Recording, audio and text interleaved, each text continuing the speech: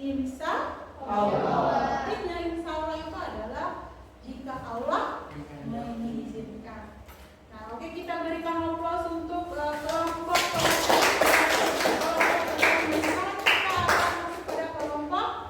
dua. Silakan untuk kelompok 2 memaparkan hasil diskusi mereka tentang mensyukuri nikmat Allah Subhanahu wa taala. Silakan kelompok 2.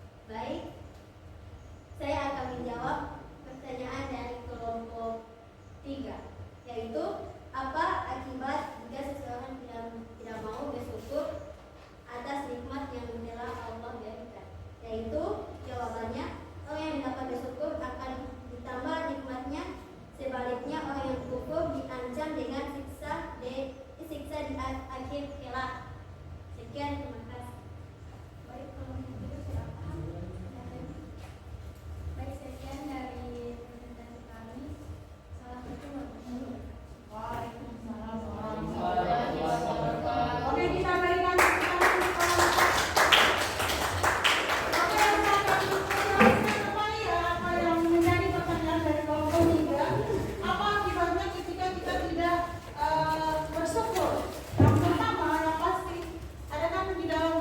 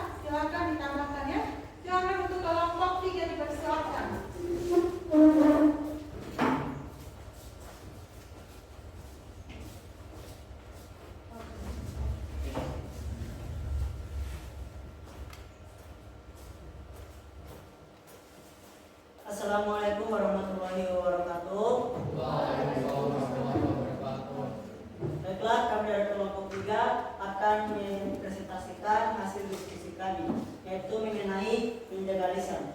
Yang akan disampaikan oleh rekan saya. Kepala rekan saya dipersilakan. Baik, sebelumnya saya mengucapkan terima kasih kepada moderator. Di sini saya akan memaparkan materi kami, yaitu menjaga lisan. Yang pertama yaitu pengertian dari menjaga lisan. Menjaga lisan artinya berhati-hati ketika berbicara. Allah Subhanahu wa Ta'ala dan Rasul-Nya memerintahkan umat Islam untuk menjaga lisannya. Menjaga lisan dapat diumpamakan seperti menjaga sebuah pisau. Apabila kita salah menggunakannya, akan melukai seseorang. Berikut cara menjaga lisan. Yang pertama yaitu hindari perkataan yang tidak diketahui kebenarannya. Yang kedua yaitu tidak selalu menyampaikan apa yang didengar kepada orang lain. Yang ketiga yaitu hindari sikap berlebihan ketika berbicara. Yang keempat yaitu menjauhi sikap sombong dan membangga-banggakan diri. Berikut hikmah dari menjaga lisan. Mendapatkan derajat yang tinggi. Yang kedua yaitu meningkatkan keimanan dan ketakwaan. Yang ketiga terhindar dari kerasnya hati. Yang keempat mendapatkan ridho dari Allah Subhanahu wa Ta'ala. Yang kelima terhindar dari menyakiti perasaan orang lain. Dan yang terakhir yaitu dapat hidup bersosialisasi dengan baik, damai dan tentram. Berikut akibatnya tidak menjaga lisan. Yang pertama yaitu hatinya akan menjadi kasar. Yang kedua yaitu terbiasa berbohong dalam berbicara. Yang ketiga yaitu perkataannya hanya omong kosong. Yang keempat yaitu dapat menimbulkan pertengkaran dan dendam. Terima kasih. Berikut saya kembalikan kepada moderator. Baiklah, itu hasil diskusi dari kelompok 3 mengenai menjaga lisan. Kemudian kami membuka sesi tanya jawab. Kepada setiap kelompok dibatasi sampai pertanyaan. Dipersilakan yang kembali. Baik, dari kelompok 2 dipersilakan. Ini moderator, saya dari perwakilan dari kelompok 2 akan bertanya kepada kelompok 3, yaitu bagaimana cara meminta maaf jika terlanjur menyakiti orang lain dengan ucapan. Terima kasih.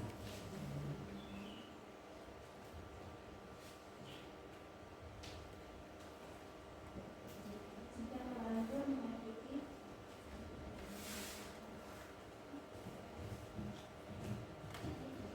orang lain.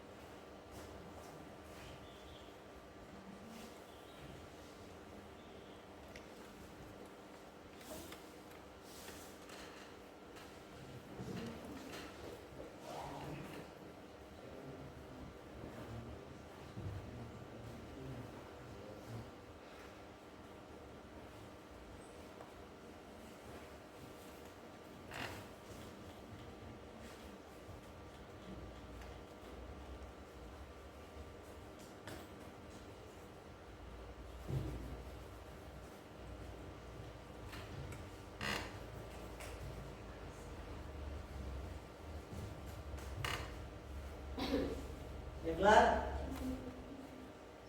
kami akan menjawab pertanyaan yang telah diberikan oleh kelompok 2. Yang akan dijawab oleh rekan saya. Dipersilakan. Mengakui kesalahan sadar dan jujur tentang apa yang telah dilakukan dan bagaimana tindakan kita telah menyakiti orang lain tersebut, hindari menggunakan orang lain atau situasi. Meminta maaf secara langsung, temui orang tersebut secara pribadi atau melalui pesan tergantung situasi. Sampai permintaan maaf dengan kata-kata yang tulus dan jelas tanpa alasan atau pembelaan. Contohnya, saya minta maaf karena telah menyakiti perasaan yang tidak bukannya saya. Baiklah, itulah jawaban dari pertanyaan kelompok 2. Apakah bisa diterima? Ya. Baiklah, sekian presentasi dari kelompok kami. Mohon maaf kalau ada kesalahan, karena kita sebagai manusia biasa berkat, kasih penampungan dan kesalahan. Wassalamualaikum warahmatullahi wabarakatuh.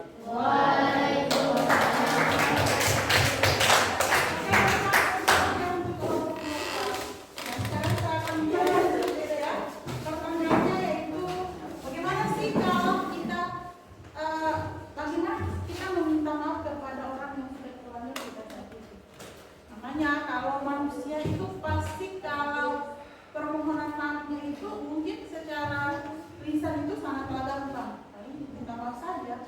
Tetapi orang yang memberikan maaf itu mungkin agak sulit ya, apalagi kalau sudah terlanjur melukai. Nah, apa saja yang kita lakukan ya pasti kita minta maaf. Karena namanya manusia, tidak ada manusia yang sempurna ya, laisa insanu kamila, tidak ada manusia yang sempurna. Kesempurnaan itu hanyalah milik Allah. Jadi gugurkan kewajiban, terserah mau dimaafkan dan tidak, tetapi pada intinya kalian harus mengetahui bahwasannya hanya satu, gugurkan kewajiban kalian untuk minta maaf. Terus diniatkan minta maafnya itu secara baik. Jangan sudah minta maaf tapi toh mengulanginya, itu kan tidak ada guna. Jadi pada intinya yaitu gugurkan kewajiban kalian yaitu meminta maaf. Terserah dia mau memaafkan dan tidak, yang pasti kita sudah memaafkan. Oke, nah sekarang kita masuk pada kelompok terakhir. Silakan kepada kelompok terakhir untuk memaparkan materi tentang menjaga aib orang lain.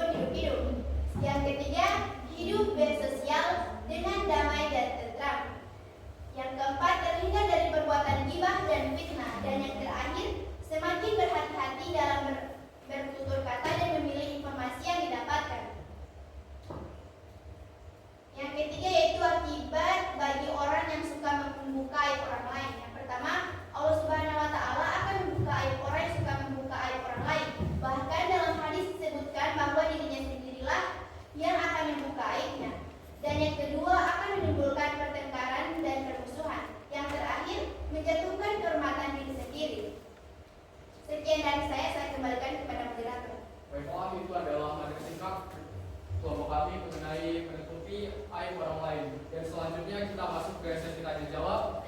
Kepada audiens, apakah ada yang ingin ditanyakan? Izin moderator. Ya, semua. Saya bertanya mengenai menutupi aib orang lain. Apa hukumnya jika kita menyebarkan atau tidak sempat menutupi aib orang lain? Sekian. Apa hukumnya jika kita tidak menutupi aib orang lain? Oke, terima kasih. Apakah dari waktu lain masih ada yang ingin ditanyakan? Jika tidak ada, berilah kami waktu untuk menjawab pertanyaan yang telah diberikan.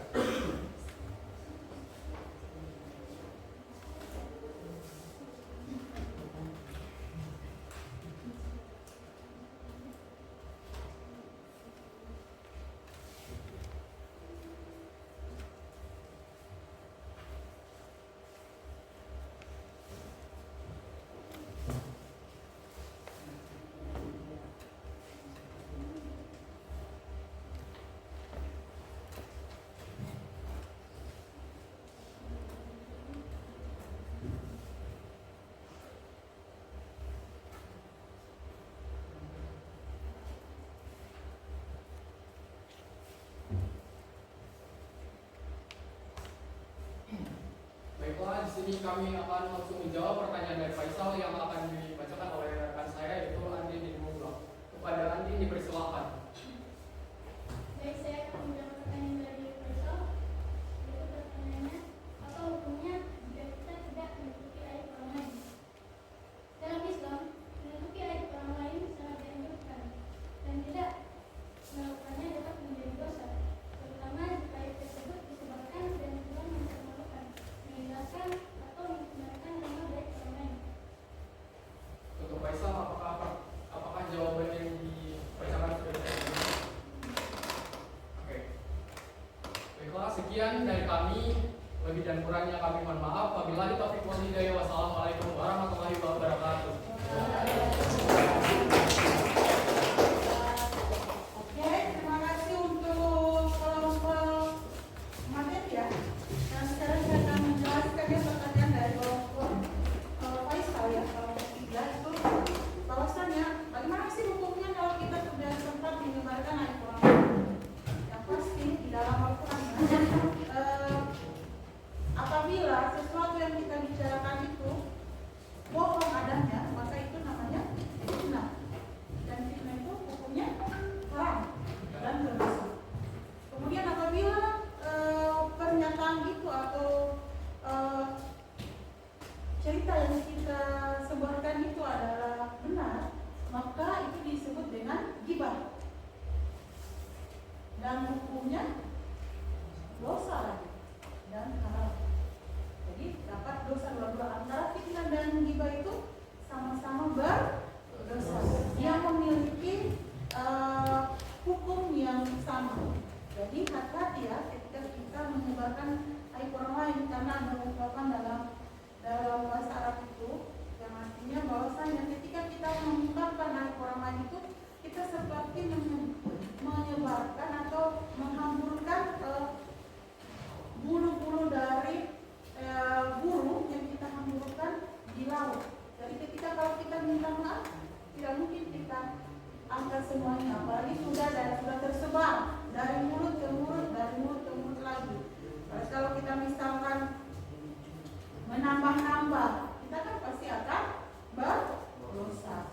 Pada intinya kita harus menutupi aib orang lain, apalagi kalau aib tersebut merupakan curhatan dari teman kita. Oke? Bisa dimengerti? Nah sekarang dari kesimpulan semuanya, apakah ada salah satu yang bisa menjelaskan dari semua yang kita sudah bahas tadi? Apa ada? Kesimpulan dari setiap kelompok disimpulkan menjadi satu tentang dia menepati janji, mensyukuri nikmat,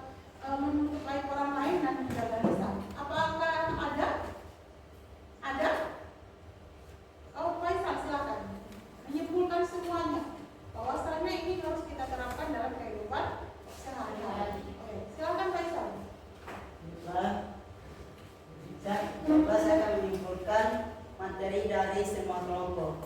Yang pertama itu tentang menepati janji. Di mana menepati janji memanglah harus kita terapkan dalam kehidupan sehari-hari. Karena jika kita memberi janji, maka orang akan memiliki rasa percaya kepada kita. Sebaliknya, jika kita tidak memberi janji, maka orang tidak memiliki rasa percaya kepada kita. Kemudian yang kedua, menjaga mensyukuri nikmat. Di mana mensyukuri nikmat adalah memanglah perbuatan yang sangat mulia. Di mana kita bersyukur bahwasanya Allah telah memberikan kepada kita maupun demi fisik, demi kesehatan, demi semuanya. Kemudian yaitu mengenai menjaga lisan. Di mana menjaga lisan memanglah harus diterapkan karena dengan menjaga lisan kita akan memiliki teman. Jika kita tidak menjaga lisan, orang-orang akan memiliki kepada kita dan kita akan termasuk orang-orang yang munafik. Kemudian yang terakhir yaitu mengenai menutup aib orang lain. Yang dimana menutup aib orang lain memanglah harus kita terapkan juga karena aib itu jika disebarkan maka seseorang yang terlibat dalam kita sebarkan aibnya maka yang akan merasa malu dan bisa menyebabkan yang memiliki akibat psikologis. Sekian, terima kasih. Oke, berikan tepuk tangan. Oke ya, itu dari Faisal. Saya akan simpulkan dari semuanya yaitu intinya dari beberapa cabang iman ini yang telah dipelajari adalah kita harus menggunakan lisan kita sebaik mungkin seperti mensyukuri nikmat yang diberikan oleh Allah Subhanahu wa taala dengan memperbanyak membaca Al-Qur'an, zikir.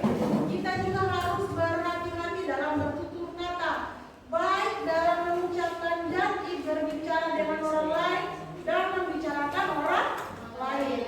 Sebagai orang muslim yang baik, kita harus dapat menggunakan anggota tubuh kita yang kita miliki sesuai dengan fungsinya dan haknya. Berarti nikmat Allah Subhanahu wa taala berikan seharusnya digunakan untuk lebih dekat kepada Allah Subhanahu wa taala.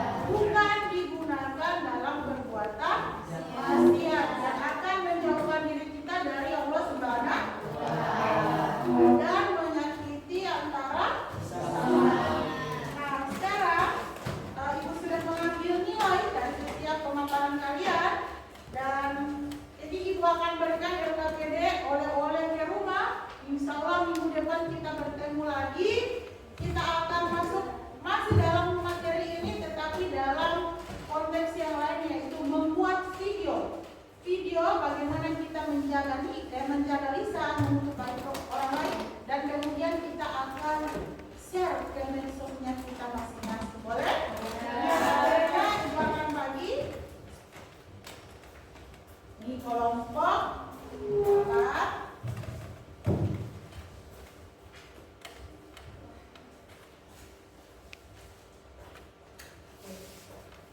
Nah, setelah ini LKPD-nya yang kita akan bawa ke rumah ya. Kita bawa ke rumah masing-masing, kita akan kerjakan secara berkelompok. Kemudian ini saya akan live pada minggu depan dan insya Allah minggu depan kita masih dalam materi yang sama yaitu tentang soibul iman ataupun cabang-cabang keimanan dalam hal kita menyebarluaskan ya atau menerapkannya pada kehidupan sehari-hari. Nah, sebelum Ibu tutup, silakan siapa yang mau pimpin doa? Yang perempuan dulu ya. Kita akan akhiri pertemuan pada hari ini dengan diawali dengan doa dulu ya sebelum pulang.